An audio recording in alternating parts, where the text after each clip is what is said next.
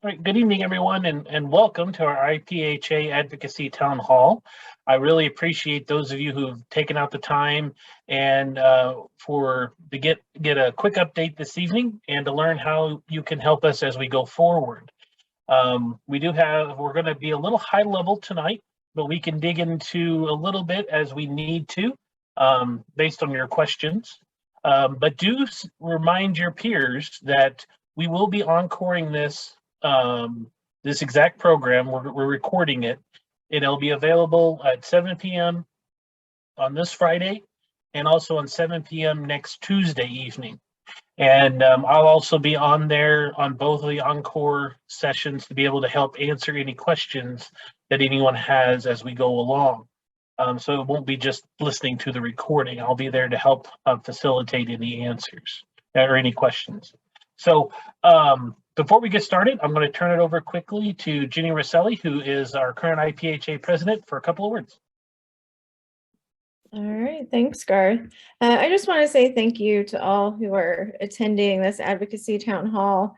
I can't tell you how much we appreciate you being here. I know many of you have been involved with our legislative efforts at the state level, as well as some national initiatives in addition. And I can't tell you how important that is. We need input from people in the field, pharmacy owners, pharmacists, technicians, even students.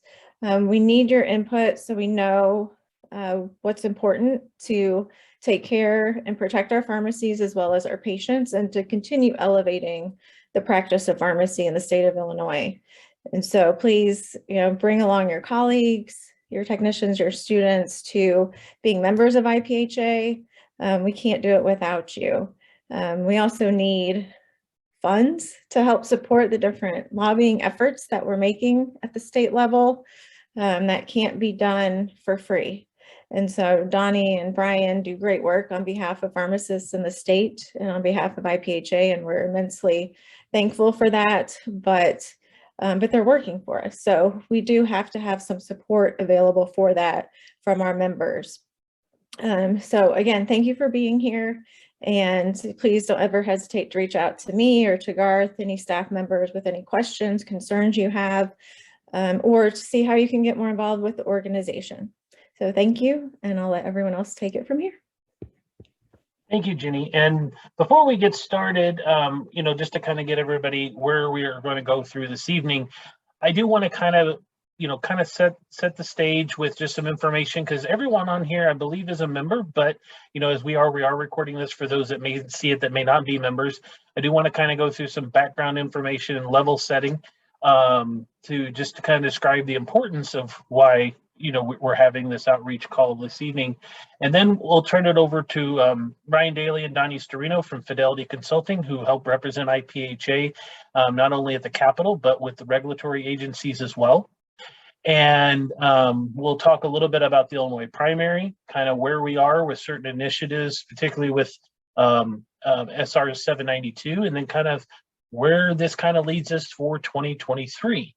And then we'll help address any of your questions. We're going to talk a little bit about also our successes this spring and kind of all the other issues that have been kind of impacting IPHA and impacting pharmacy in general, where we've been an important stakeholder in these conversations as we go along. So I am going to switch over to my slides, so just bear with me here a second as I make that transition.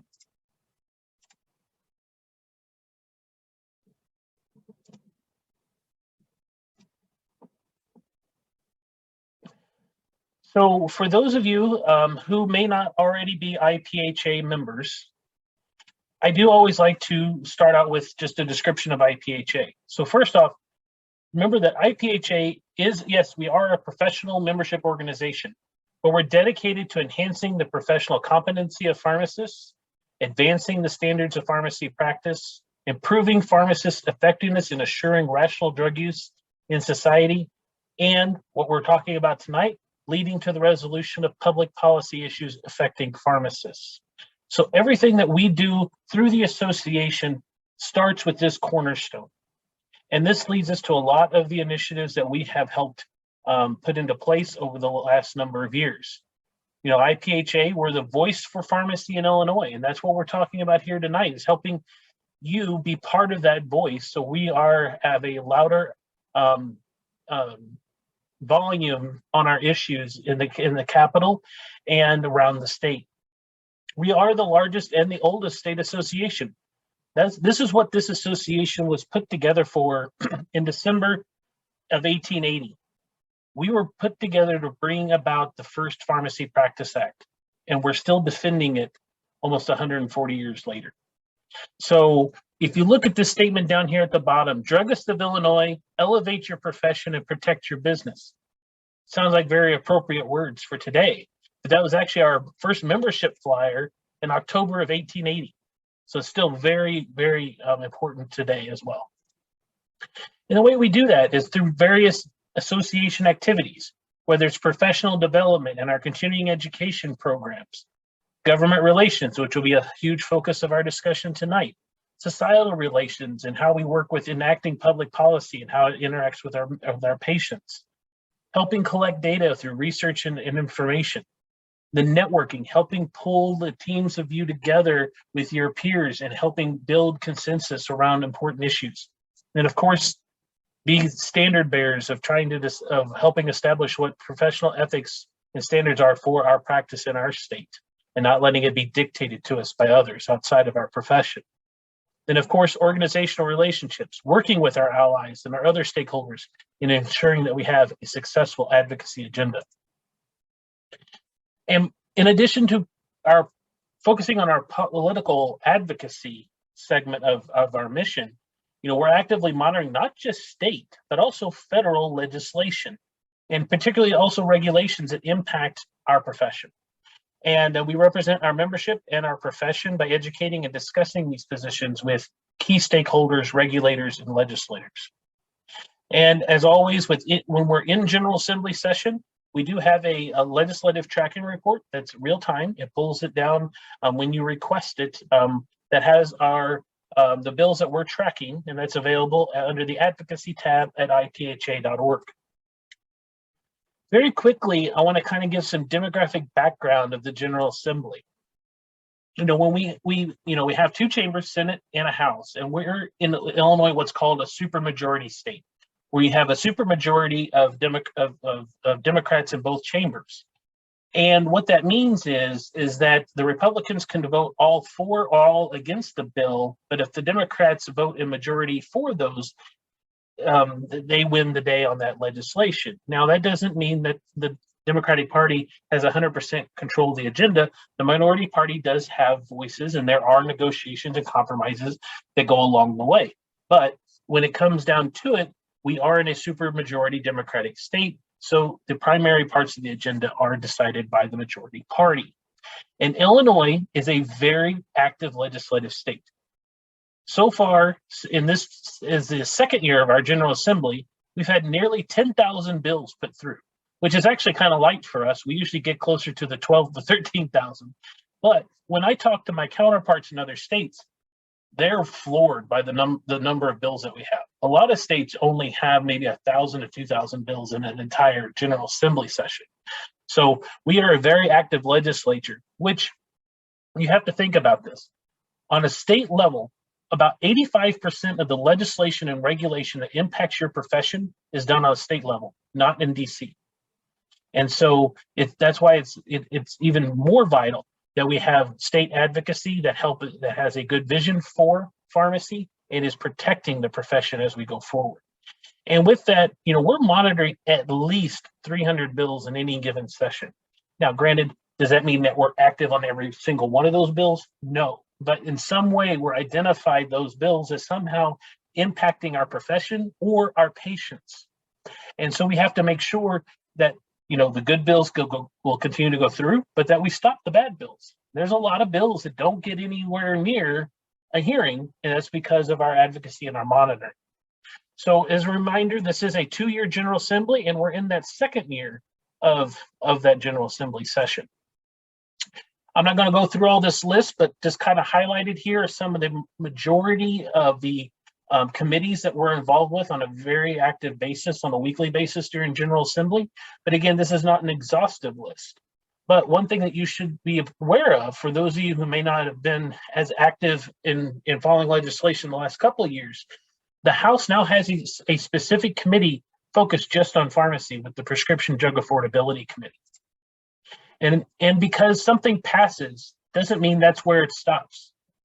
We're always actively talking with the agencies in particular about how the rules are going to be applied, how different programs are enforced. And so we are just as active on the regulatory side with the implementation of a bill as it is with getting the bill created, the law created in the first place. And of course, this is just an example of the primary bills that impact our profession and is nowhere near an exhaustive list. But again, just shows you that everything is more than just the Pharmacy Practice Act, which I know a lot of people put a lot of focus on it, and vitally so. It's the cornerstone of our profession, but it is not the only piece of legislation that impacts our profession. So I'm going to pull back here, and I'm going to turn this over to Brian and Donnie right now to kind of talk about, before we talk about some of the successes in the spring session, I really want to talk about, we just had the Illinois primary, and it was different this year because it was in June because of the census. But there's a lot of activity that went on in both parties. And so I'm going to mute and let Brian and Donnie kind of talk to us a little bit about what their thoughts are and kind of do some introductions for themselves. Don, you want me to start? Please. Okay.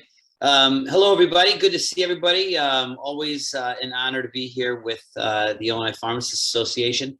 My name is Brian Daly, as Garth has said, and Jenny so kindly. We have been working on behalf of Illinois pharmacists going back to about 2008. We've been with you through renegotiation of Practice Act. We've been with you through passage of PBM reform, failure to pass PBM reform, battles with PBMs, rate issues, you name it. We've been there with you. Garth, did you want to go through the election stuff first, or do you want to go through the previous general or legislative session? Let's do the primary first, and then we'll come back to the spring session. Okay. I'm happy to do this. Donnie's very good at this as well. I'll give you a little kind of quick overview, and Donnie can fill in kind of where I miss out. It was a bit of a mixed bag, I would say, in this last primary election. We had some incumbents lose elections, some unexpectedly so. State Representative Mike Zaleski, who is the chairman of the Revenue Committee, but was previously the chairman of the regulatory committees, he lost his primary. That was kind of a surprise. We had two other Democratic incumbents lose their primary elections as well. In the House, I think in the House Republican caucus, I believe we also had a couple of incumbents lose their elections. And again, these are also very close elections. Turnout was very low in the primary, pretty much across the state. Obviously, at the top of the ticket, I think we all know that Governor Pritzker obviously did not have a primary. Well, there was someone on the ballot, but I think he got over 80% or 90% of the vote.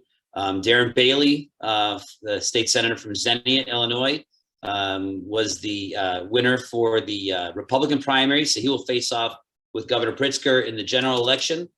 And then in the Senate, we had I'm going to air quote an incumbent, Senator Madison, who was appointed to finish out a term of a state senator who had moved to a judicial campaign this year. Senator Madison actually lost his primary to an opponent that was not supported by the Senate Democrats. So that was kind of a loss in terms of the Senate Democratic Caucus and the Senate President and his political organization. But they were also able to get some wins there as well. And then Donnie, I don't know, in Senate Republicans, I'm trying to remember. It's such a small number. I should probably know better, but There were no major upsets with it from incumbents. It was more primaries, similar Right. to the Democrats in the House and Senate. So in terms of the election, then, I mean, obviously we've got some incumbents that are gone. We're gonna have some new members coming in. You know, I imagine that we'll probably still have Senate President Harmon and Speaker Chris Welch, and with the new General Assembly being sworn in mid-January, we may get some movement in committee assignments. You know, we probably won't really know that until they come back into session. We'll see the calendar for next year. We got a veto session coming up in the fall, the week before and the week after Thanksgiving. A number of no vetoes, I don't think, this year. I think the governor signed pretty much everything that got to his desk. So any action that they take in the veto session will be either legislation issues that they were unable to finish up in the spring session, or any issues that came up since the session ended on April 9th. So I would just say, you know, as we're preparing for a general election here, I would, you know, be prepared to turn your TVs off, because you're going to see a lot of TV commercials. Donnie, if I forgot anything, please fill in. Nope. You did a great job. I would just echo what Brian and Garth said. In politics, especially in Illinois, it's always changing, and we pride ourselves on keeping up with that. One thing about losing Representative Zaleski, he was the most recent sponsor of the Pharmacy Practice Act legislation. So you know, that'll be a change. As Garth mentioned, the primary is moved to June as a result of the census with depressed turnout. And in a lot of ways, there were some surprises, and in a lot of ways, there weren't. The pendulum swung to the far left and far right of the parties, and that's not unusual in a presidential midterm election cycle. So kind of followed course. It will be interesting to see whether some of these candidates that moved themselves to the far right or left will be able to move back to the center and fight off their general candidate, their general. So not everybody had a primary, but I would say it's safe to say that almost everybody will have a general election come November. Some more rigorous than others, but I believe that everybody will have them. So I would just say, if you know, if I was going to make predictions, I would say I think that both the Senate and the House, as Garth alluded to, which have super majorities, would maintain those super majorities. There was some talk that maybe the House would be able to pick up enough seats. I think they only need to pick up 2 or 3, maybe 3 seats to get below a super majority. And so that is a little bit more likely than the Senate, which would need to pick up, I believe, 5 seats. So probably less likely that the Senate, but everyone is talking about there being some type of red wave where the Republicans pick up the seats. So we will see if that comes to fruition, and a lot can happen. Again, I don't think anything will happen before the election. There was some talk about doing a special session for in relation to the Supreme Court decision in Roe, and then obviously the tragedy that happened in Highland Park over the 4th of July. There's been some calls for gun reform. Both issues that I think will just be taken up in the normal course, probably after the election, but possibly before, sometime in September or October. So it will be interesting. Let me just say too, Brian and I, as Brian mentioned, we've represented the Pharmacists Association a long time, and it really is our honor. We really feel like we know your guys' profession. We've done a couple practice acts. Obviously, it's always evolving, and we're always learning, and we appreciate you guys educating us on it. But we really do empathize with you guys, because we know how hard it is during COVID, in particularly. The payment cycles, all those things that we've lived through together. We really do sympathize with you guys, and we really do appreciate working for you. And we're never embarrassed to go in and say, Senator, I'm here to talk to you about the Pharmacists Association. And we're always really well received because a lot of senators and representatives also know their pharmacists, interact with their pharmacists regularly. So you guys are kind of the tip of spear in healthcare, and we appreciate working for you. Thank you, Brian. Thank you, Donnie. As we go along, we do have the chat that's available. So if you have any questions, please put them into the chat. I don't see anything in there just yet. Or feel free to raise your hand and we'll recognize you as we go along. I do want to talk about some of our spring successes. And so I want to shift back over to the slides real quick, and then we will come back to talk a little bit more about some recent updates as well. Just one second.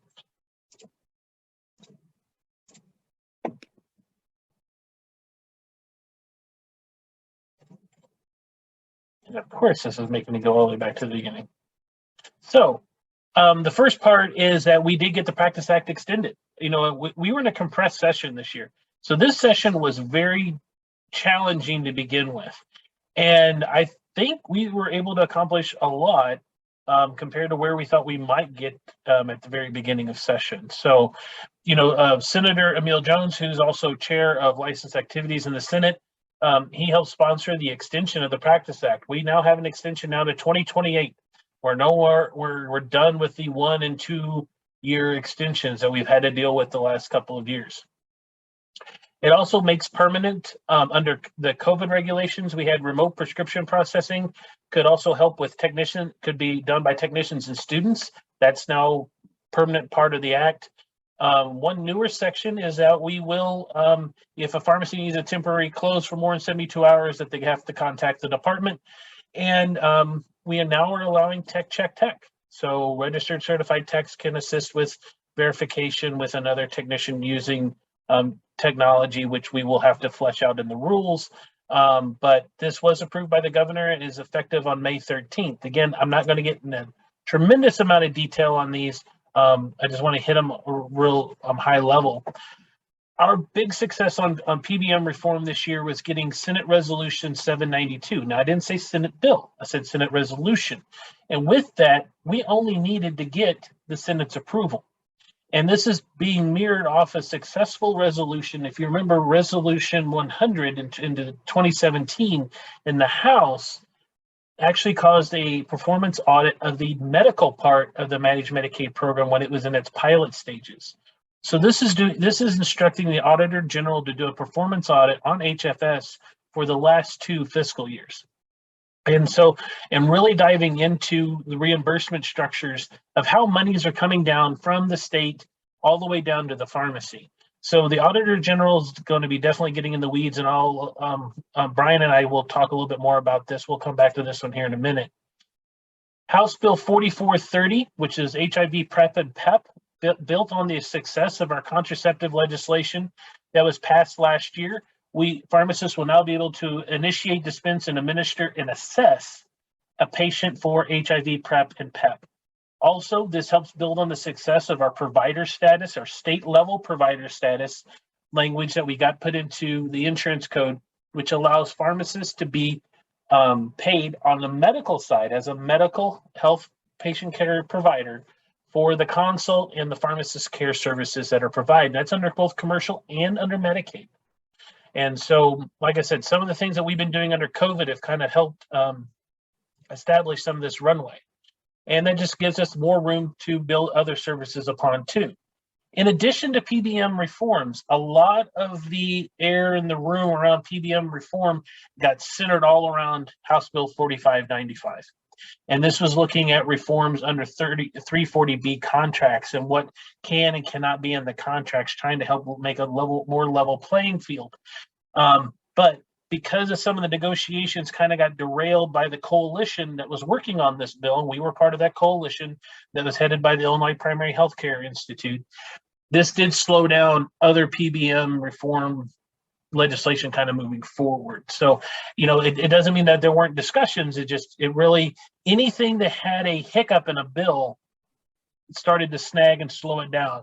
Even with our HIV PrEP and PEP bill, even though we had a mainly agreed to bill, just trying to get some of the finessing around some language to make sure we had it clarity.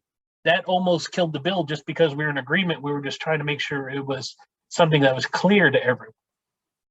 So being in a compressed session had a lot of people rather jumpy. And so sometimes if it wasn't perfection, it wasn't moving forward. So a lot of bills that normally would get some discussion, like our PBM package, didn't get anywhere near the hearings, and that just continues with some of our issues that we've had on the hearing level. I'm not going to go into details of Senate Bill 2008 in this forum, but just say to everyone that we're continuing to work on it. We're looking at successes of what states had right now and looking at what the new version of Senate Bill 2008 will be for the spring, because we will be coming back, even though we're waiting on an Auditor General's report. But just to kind of give everyone graphicals here, this just shows that in this General Assembly so far, we've had 4 legislative initiatives pass. So we've had House Bill 135, which is down here at the bottom, which isn't graphically represented. That was contraceptive bill. We had the 340D reforms go through. We've had our HIV PrEP and PEP bill go through. Our Senate resolution that calls for an audit so we can finally get the numbers and pull the curtain back and see and shine the light on the true numbers as we continue to work on our primary objective of PBM reform. Because even if we passed every letter and sentence in Senate Bill 2008, we would still be back next year with another PBM reform bill. Just because of how the PBMs continue to sliver and evolve and slip through the cracks, we always have to keep coming back to continue to attack them as they continue to erode the success and quality of patient care. And then I'm going to stop here and so we can talk a little bit more on the state level stuff. And so we were fortunate enough, and I'll let Brian give an update on kind of where we were with the Senate resolution right now. The enactment of that. So. Sure. Before I go to the resolution, I just want to say, as we're going through the call here, I'm thinking back to that last legislative session. As Garth said, it was a shorter session. It ended April 9th instead of May 31st, as it typically would. It was a challenging session. It was difficult on staff. It was difficult on many of us that are working in this environment on a daily basis. But I want to just share with this group how hard Garth works for this group. The number of times I was on calls with him, whether it was a Saturday morning or a Friday night, a weekday afternoon, whatever the case was, the times he was in the Capitol, we were hustling from one office to another. It was a busy session. And again, sometimes you get caught up in that day-to-day stuff, and it takes a while to be able to decompress a bit, step back and look at what it was that you were doing. And I can tell you that it was busy, and I probably spent more time with Garth this past legislative session than I maybe thought I ever would. So I just wanted to get that out there. Now on the Senate resolution, again, as Garth said, with 2008, it was there's been leadership changes. We've got a new Senate president, a new speaker as of 2021. PBM reforms, it's a big issue, and we have a state that has a strong insurance industry, and we are constantly up against the Goliath when we're battling that battle. Many of you listened to the committee hearings when we went in and tried to have discussions on that bill. We know that the insurance industry, we know that the PBMs are very good at coming in with inflated numbers. They're very good coming in, if we can call them that, and members of the General Assembly, they're normal people. They're sitting in a committee, which is one of a number of committees they're part of. They're hearing a lot of different sides on a particular issue. That's just one issue they're going to hear from that day, and they have a limited attention span, and they get confused. What we found with 2008 was the disparity in the numbers that we were claiming would be a result if we passed 2008, and what the PBMs were claiming were vastly different. And I think what we realized was that the only way we were ever going to be able to get over that hump was to get some independently verified numbers, some information, an audit done, which is why we focused last year on getting Senate Resolution 792 over the hump. Leader Kaler was very good in doing this for us. Again, we spent Saturday mornings on the phone with Leader Kaler as well, talking about what was going on with the bill, trying to position the resolution in such a way so that we can get it, adopted in the Senate before the session ended. And we were fortunate in that we were able to do that. Garth and I had a call with some folks from the Auditor General's office just at the end of June there. And we were able to talk through, obviously, it's, the resolution requires the auditor to go out and obtain a lot of information. And obviously, to get the right information, you got to ask the right questions. And I think what we did on the front end of that audit is we established a good working relationship with those folks in the Auditor General's office that are going to be going to the department and going to the PBMs, making sure that they understand that they're asking the right questions and that they're getting the information that's going to provide the audit that will give us the information we need to actually do PBM reform. I'm sorry, someone trying to speak? I was hearing some background noise there. I think you're good. Okay. So we had that call. It was a very good call. We have an open line of communication with the Auditor General's office. We have an open line of communication with the Auditor General himself.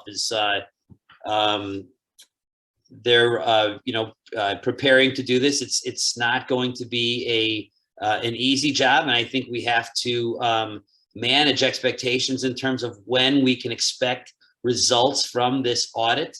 But it's definitely underway, and we're going to be involved in making sure that they get the information that we need to get good inform the bill process. And just to add to that, and just for those that are on the call that I know that have been very involved with this issue, not only in this state, but in others as well, we had some experts join us on the call that we've had in some of our discussions on PBM legislation as well. Scott Pace, who some of you know, may remember, is a former CEO, my former counterpart at the Arkansas Pharmacists Association, but who has become an expert consultant in these areas.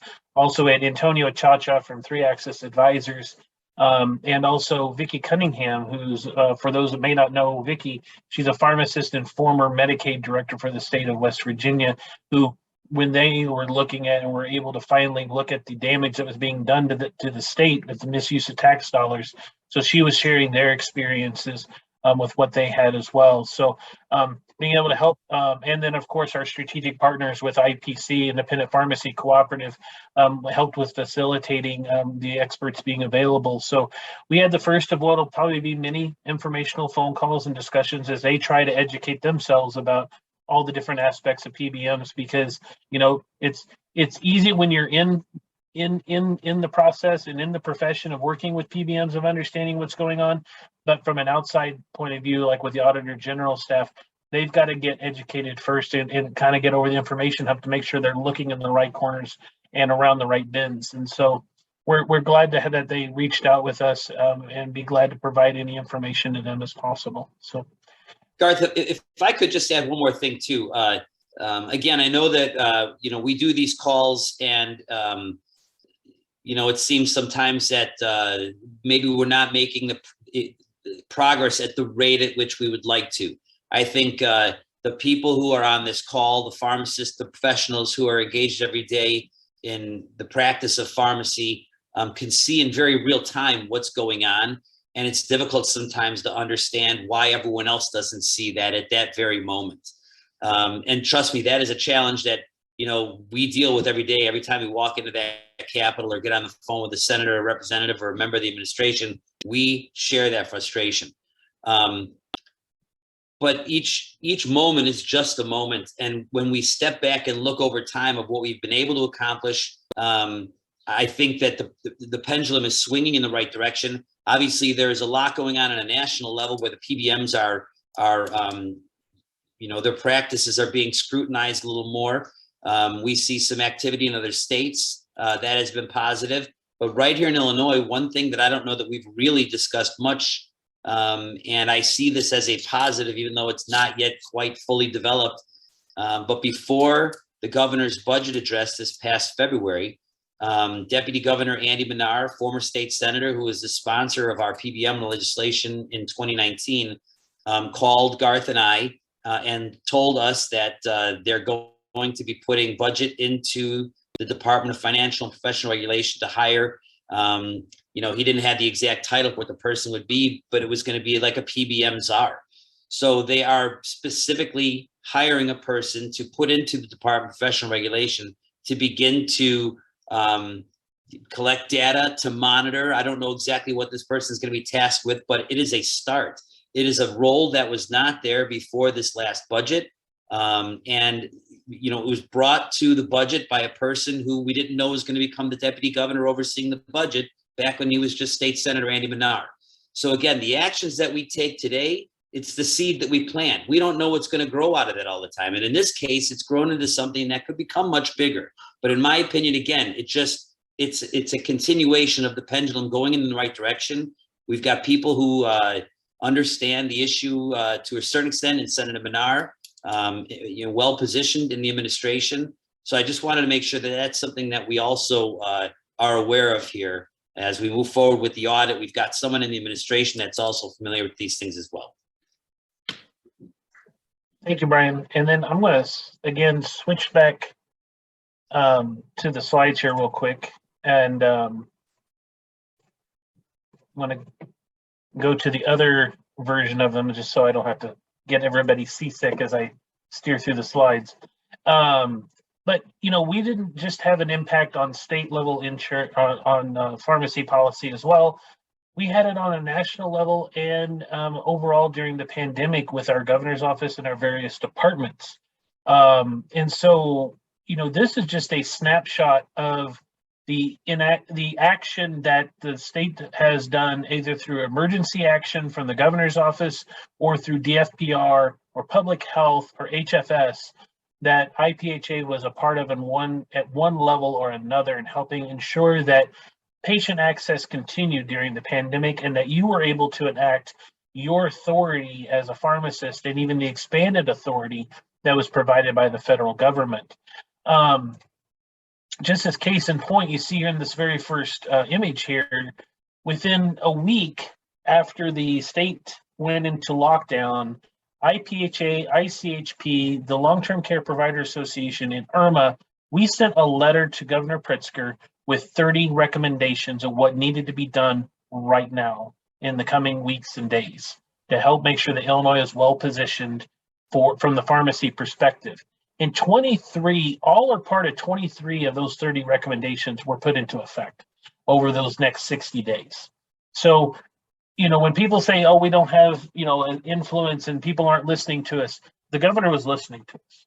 The departments were listening to us. And the way that we were able to help enable you to stay open was because people listened to us in those early days.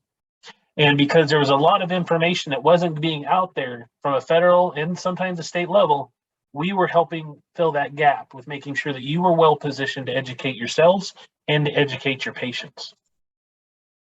And so with that, we started the town halls, which have continued and actually helped envision the meeting that we're having tonight. But also we got out in the media. We were in the media, not only on a national level, but even once we were on a global network talking about pharmacists' role during the pandemic and ways that we can help. And so, a lot of this has helped with getting us to the point where we are now on the federal level, which was what we're working on now with codifying. And if you look here, we've went from being able to prescribe and administer COVID tests to being able to administer and prescribe vaccines for individuals 3 years and up. And also for technicians, it codified what we were already ahead of the game with by about 2 months with being able to allow technicians to immunize.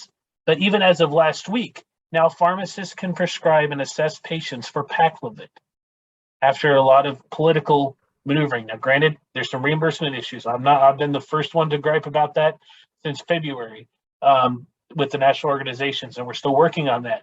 This is not a perfect system, but we have a duty to enact these protocols for 2 reasons. One, we have a duty to our patients and our communities to make sure that they get access to either testing, the vaccines, or to treatment.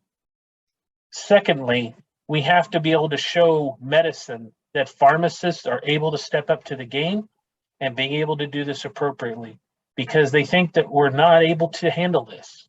And they were even squawking about it this past week, that they felt that we don't know what we're doing. And we know when it comes to medication, how to handle it a lot better. So we just have to continue to show that as we go forward. Other areas, one other major area that we're hitting on, this is a keystone initiative for IPHA, is in well-being and resilience of pharmacy team members.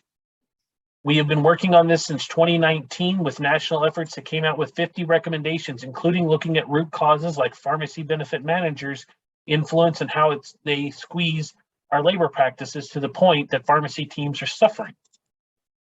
IPHA has put forward additional policy measures to address this issue as well as a priority. We've also worked as NASPA, as I'm the immediate past president of the National Alliance of State Pharmacy Associations. We worked with IPHA with coming through a new foundational document on the rights and responsibilities of not only pharmacies, but pharmacists when it comes to an employer environment. But also we need data. So we need data from you, and we help with NASPA and APHA working with the Alliance for Patient Medication Safety, which is a patient safety organization, to be able to anonymously collect data on your positive and your negative work experiences so we can help make new policy changes and new recommendations, but we need your information.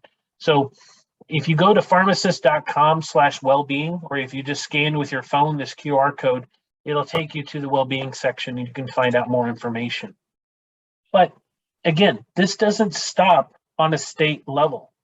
We were in DC when Rutledge versus PCMA was being argued. This is Cody Sandusky, our chair of the board, in front of the Supreme Court on that day.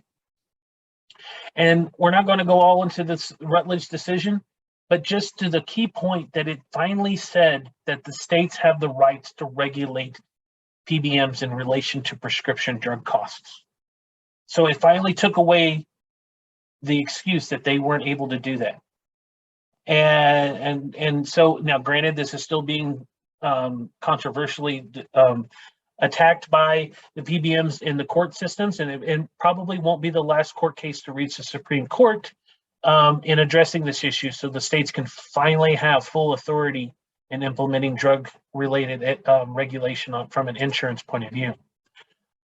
But as Brian said, the spotlight's getting pretty hot on the PBMs right now from DC. The FTC has launched into a multi-level study looking at the PBMs and the 6 largest pharmacy benefit managers.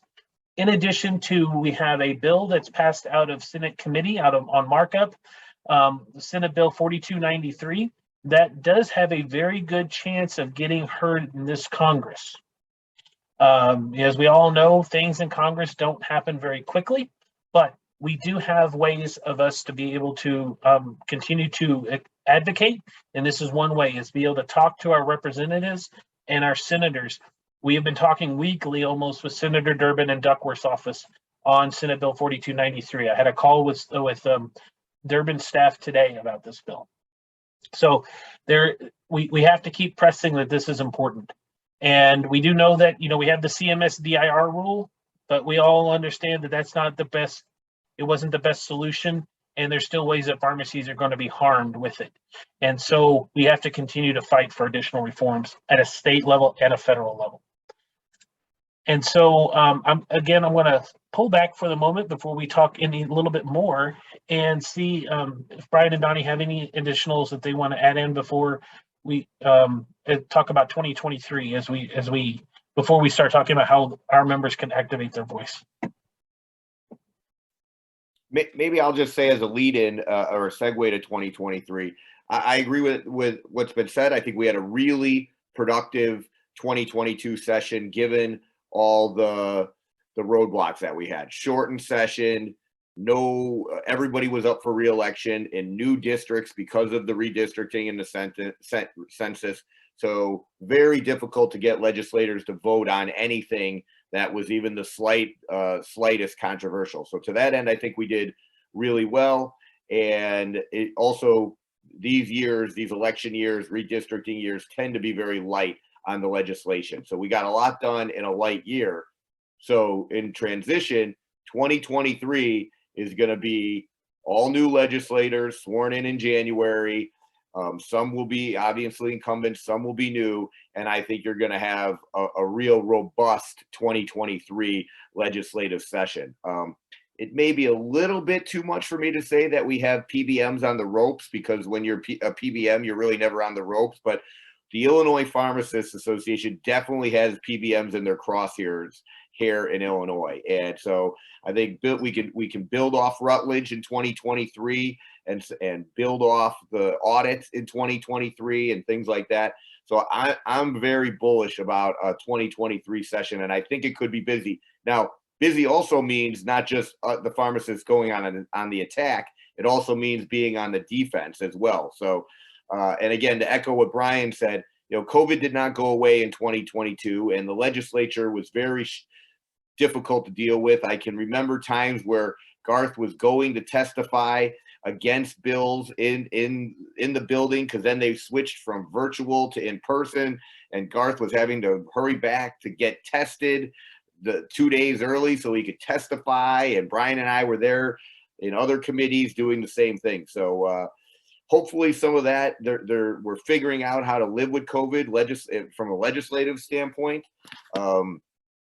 But it's always something. As those of you that live in that Springfield area will know, the Capitol is under a major renovation, and the Senate will actually be moved out of the Capitol next year. So only the House will be there, will be in the Capitol. The Senate will actually be holding its legislative session in the Howlett building, and all the Senate offices have been moved to the Stratton building. So again, it's always something. There's going to be more hurdles for us.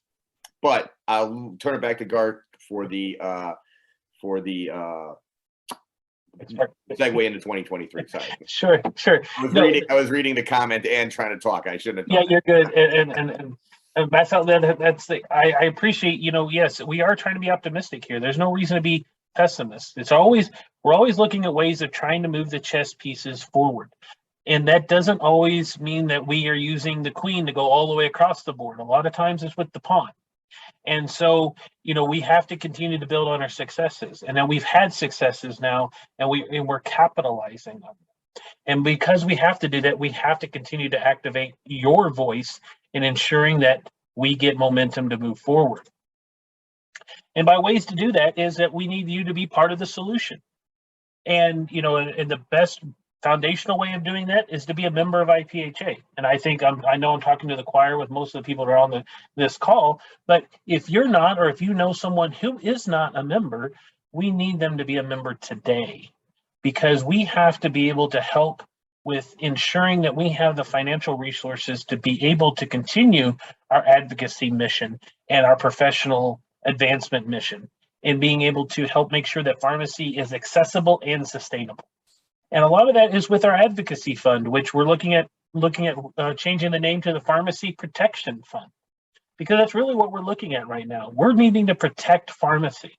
It's being attacked from a lot of different angles, particularly from the PBMs, and they're trying to find new ways to continue to destroy us. And we have to be defenders of our profession. And with that goes down to each and every single one of us. And it's not just pharmacists. It means the technicians. It means our student pharmacists. But advocacy isn't just the only part of this. Politics has a balanced system. You have your advocacy and you have political dollars. And political dollars go towards campaigns, and that's where our PAC comes in. We do have a political action committee. So whenever we're talking about the Pharmacy Protection Fund, that helps fund the portion of the IPHA operations that ensures that we're able to ensure that we have proper monitoring, legislative monitoring, outreach services, but we're also able to keep Brian and Donnie and make sure that we have a good, solid voice within the Capitol and with the regulatory agencies. But at the same time, we have to make sure that we're also out there getting outreach dollars for our PAC, because as we've said, we have some friends that are leaving the General Assembly, and we have to find some new friends. And so with that, we have to enter, and how we do that is through campaign contributions. And so, I know a lot of people consider that to be a topic you don't discuss, but it's part of the process. And so with that, just to be flat out direct, we have to raise about $105,000 a year minimum to meet our pharmacy protection and advocacy obligations and what we put in towards the PAC for campaign contributions. Now, does that mean that we get 105 and we're good? No, there's some years that we're going to need 25 to 30,000 in PAC contributions. Hopefully, you know, we haven't been that high in recent years, but you never know what's going to be coming around the corner. And so we have to make sure that we are being proactive in building a financial, sustainable structure so that your voice is heard. And IPHA has been able to maneuver and work through ways with our budget and operations and sacrificing other programs to ensure that the advocacy agenda is maintained. And even through COVID, and it was tricky during COVID, but we're in a position now that we have to look at ensuring we have a true established vision for our future and making sure that we have a sustainable process. And so I just want to be that direct. And just to kind of give some perspective, IPHA is not swimming in money. We have never been a swimming in money organization.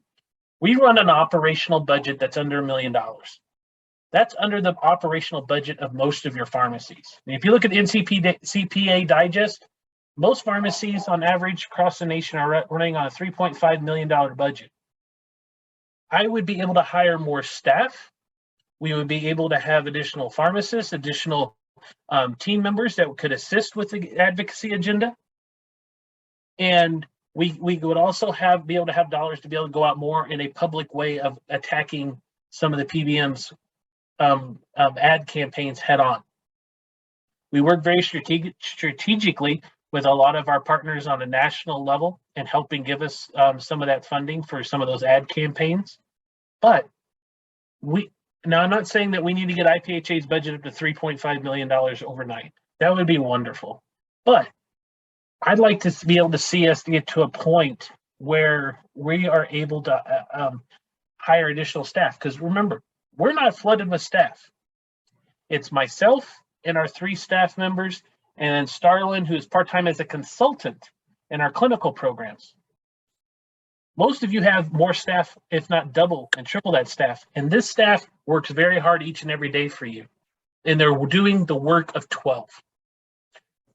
But just as we're worried about burnout in a pharmacy, we have to look at that on an association level as well. And we have to continue to be responsible for what the association is doing operational wise, as you do looking at making sure that you're operating and staffing your stores appropriately as well.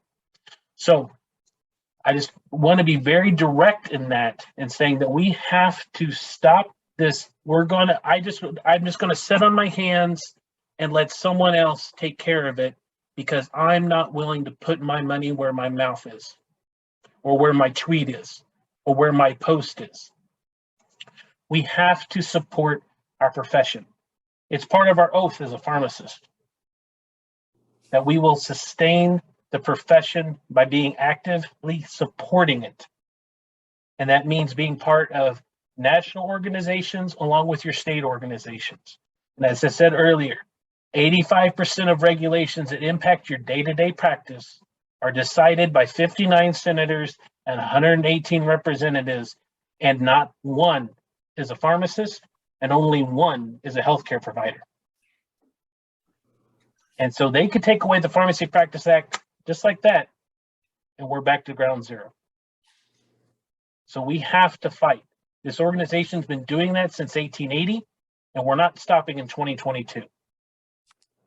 So I know I'm getting a little preachy here, but it's for a point. And so we really need you to be active. And additional ways that you can be active is if you're part of the owner of a community pharmacy, we have a program where we can help bring your stores in at a discount based on the number of locations. And it brings in all of your pharmacists and your technicians, and also puts in and if you decide to establish a minimum advocacy per store per year commitment, we'll give you even a further discount on that membership as well. And so if you scan the QR code or go to IPHA.org under our join section, There's information here. Kim's on here as well. She can help answer any questions you might have. And then I'm always available to help answer questions for you as well. I would be remiss if we're not talking about additional services that we help bring for you. IPHA has been working with Pharmacist Letter, or TRC, to help bring pharmacy technician and CE programming for community pharmacies. And we're having a webinar on that next Wednesday night. And you can register here, or Jamie will be sending out a reminder email tomorrow. But really, we want to make sure, as we're focused tonight on advocacy, we want to ensure that the voice for pharmacy, your voice for pharmacy, is clearly heard in Springfield, in Chicago, in Cairo, around the state. And that also means that you have to be active with your elected officials. If you don't know, I talk with this with my students all the time. If you don't know who your senator and your representative is, you better find out, because they're the responsible for who gets to be a pharmacist, how they get paid, and it's part of your operational knowledge to know who they are. We want you to open up your stores to the elected officials. This is an election. You're going to have more politicians wanting your attention than ever before. Take advantage of that. Get them into the store. Show them the claims. Show them the underwater tactics and the manipulative tactics that PBMs are doing in hurting your practice, bettering their bottom line, and hurting our patients. Incorporate the legislative changes that we've talked about. Take advantage of some of the, I don't want to say the word gifts, but opportunities that we've been given under COVID to be able to show what a pharmacist is trained to do.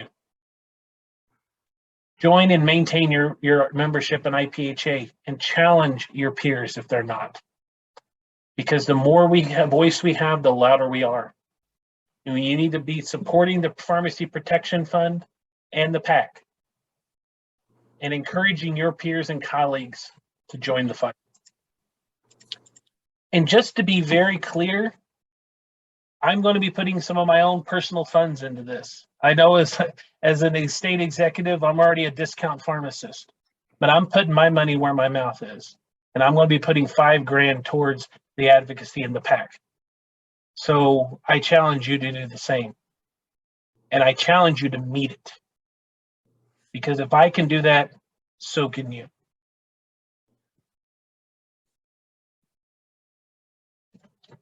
So again, I know I got really preachy there, but I'm going to pull back here and allow anyone for additional questions. Go ahead, I want Stanley. to say something. As a person that sits on the National Pharmacy PAC, it's kind of embarrassing when other health professionals who make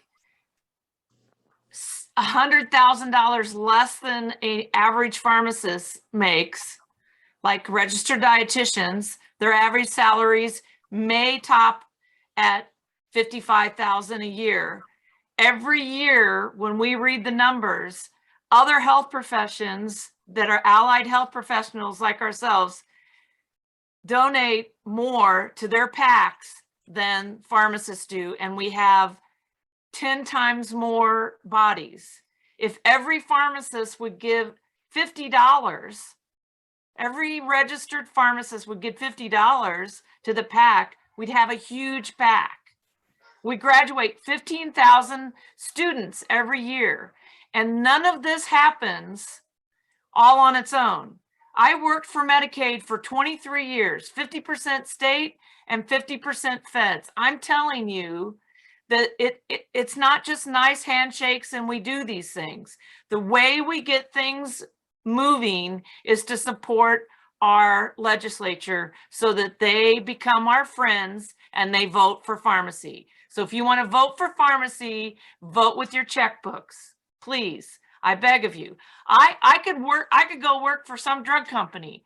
That's not my interest. My interest is making Illinois pharmacy the top pharmacy practice of any state.